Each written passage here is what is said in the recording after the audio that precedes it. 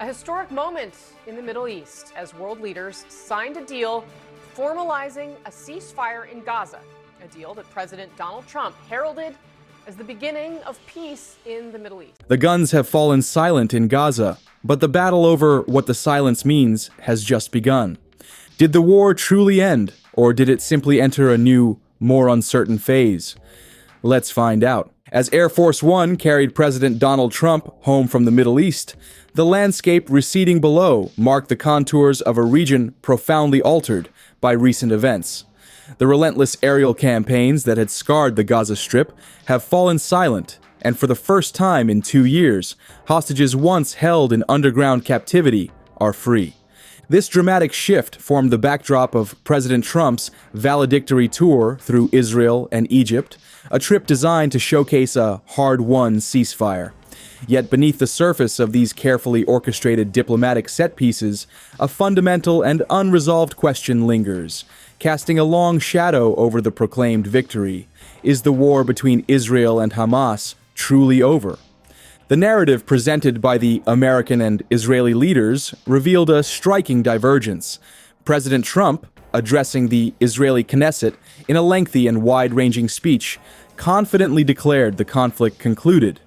He praised Prime Minister Benjamin Netanyahu for possessing the fortitude to recognize that the time was right to end the extensive military operation, which began in response to Hamas's deadly attack on October 7, 2023.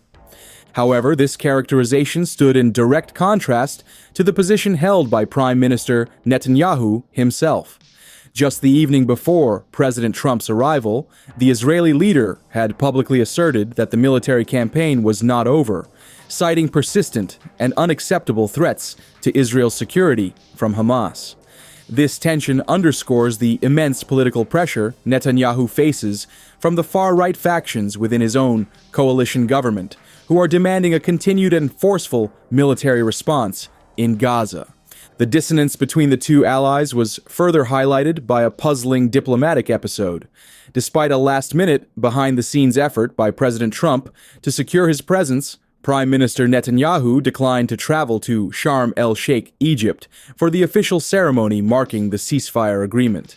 This absence was conspicuous, raising questions about the unity of the front presented to the world. While Netanyahu did affirm a commitment to peace in his own public remarks, the path forward remains shrouded in uncertainty. Neither leader provided substantive details on how they intend to navigate the next and far more complex phase of negotiations.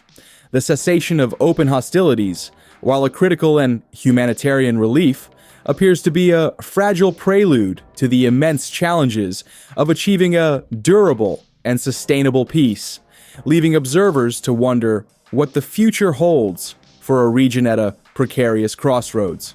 Aboard Air Force One, en route to a Middle East poised at a critical juncture, President Donald Trump left no room for ambiguity. Addressing reporters, he framed the purpose of his mission with stark clarity, stating that the war was over and that this fact was not up for debate. This definitive sentiment became the central theme of his diplomatic push, a message he carried directly to the region's leaders. In a meeting with Egyptian President Abdel Fattah el-Sisi, a key architect of the fragile ceasefire, President Trump acknowledged the complexity of the situation, noting that the phases of conflict and diplomacy seemed to be blending into one another. Yet, his core position remained unwavering. He carried this conviction to the Israeli Knesset, where, before an enthusiastic parliament, he attributed this decisive viewpoint directly to Prime Minister Benjamin Netanyahu.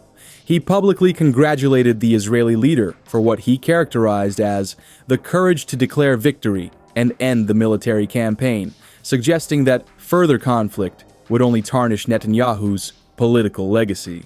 President Trump's narrative was one of a chapter conclusively closed, insisting that Israel, with American support, had achieved all that was possible through military force.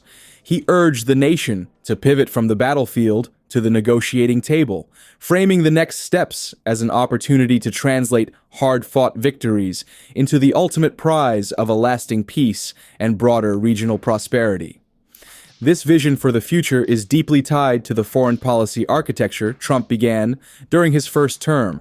He envisions a transformed Middle East, one where the foundational agreements of the Abraham Accords, which normalized relations between Israel and several Arab nations, are not just preserved, but significantly expanded. His ambition appears to be the creation of a new regional order where historic enmities are finally put to rest, suggesting that the current ceasefire is not an end in itself, but the potential foundation for a much grander geopolitical realignment.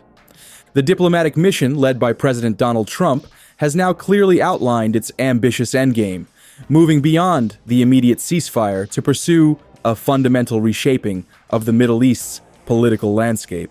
A central and recurring theme of President Trump's discussions has been the long-term goal of bringing Iran into the fold of regional diplomacy, a monumental task that his administration views as the ultimate key to lasting stability. To this end, American diplomats are already actively engaged in what they perceive as a narrow and critical window of opportunity, working to leverage the current cessation of hostilities into a broad strategic realignment among Middle Eastern nations. This vision was publicly articulated by Secretary of State Marco Rubio, who stood alongside President Trump in Egypt and declared that the objective is not merely the restoration of the Gaza Strip, but the comprehensive transformation of the entire region. However, this ambitious plan faces significant practical hurdles. The strategy relies heavily on convincing wealthy Arab nations to both bankroll the massive reconstruction of Gaza and to further normalize their diplomatic relations with Israel. According to President Trump, Gulf states have expressed eagerness to use their vast financial resources for this rebuilding effort. Yet these same nations are unlikely to commit any funds without first receiving concrete assurances that Israel will not restart its bombing campaign, a fundamental precondition that underscores the fragile and conditional nature of the entire proposed framework. As President Donald Trump departs the Middle East, the air is thick with a potent mixture of historic achievement and profound uncertainty. The immediate crisis has been halted, the bombs have ceased falling on Gaza, and the hostages are free. Yet the path forward is fraught with diplomatic challenges that his administration is now racing to address. The ambitious vision, articulated by Secretary of State Marco Rubio, is not simply to rebuild Gaza, but to fundamentally transform the entire region.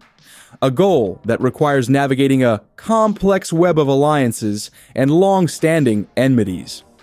A central pillar of this strategy involves convincing wealthy Gulf nations to bankroll the enormous cost of reconstruction, but these states, including the powerful Saudi Arabia under Crown Prince Mohammed bin Salman, have set a firm condition. They demand clear and credible signals that this process will lead to the establishment of an eventual Palestinian state, a significant concession that requires buy-in from Israeli Prime Minister Benjamin Netanyahu, who has so far been unwilling to provide it, even under considerable American pressure. The dynamic between the two leaders is complex and layered. President Trump has openly acknowledged the difficulties of dealing with Netanyahu, remarking that he is not the easiest partner, but suggesting that this very stubbornness is what makes him a great leader. While Trump has attempted to gloss over their differences in public, he has also actively worked to transfer his own considerable popularity among the Israeli public onto the less popular Netanyahu, whose approval has suffered due to his handling of the recent conflict. In a remarkable intervention into Israel's domestic politics, Trump used his speech to the Knesset to urge the Israeli president to grant Netanyahu a pardon in his ongoing corruption trial, dismissively referencing the allegations about gifts of cigars and champagne. It remains to be seen whether this blend of flattery and political reinforcement will successfully influence Netanyahu's stance on the most sensitive issues, particularly regarding Palestinian statehood. Meanwhile, the machinery of American diplomacy is already shifting into its next phase, with the president's foreign envoy, Steve Witkoff, and his son-in-law, Jared Kushner, having begun the intricate work of implementation, with Witkoff confirming the team would be stationed in the region extensively at the president's direction. For President Trump, the scale of the moment is monumental. When Secretary Rubio declared the ceasefire one of the most important days for world peace in 50 years, the president, with his characteristic grand vision, expressed dissatisfaction with the timeline, implicitly suggesting the achievement's significance spans a century or more. The true end of a war is not marked by a signed document or a speech, but by the lasting stability that follows. And for more deep dives into the stories behind the news, make sure to subscribe.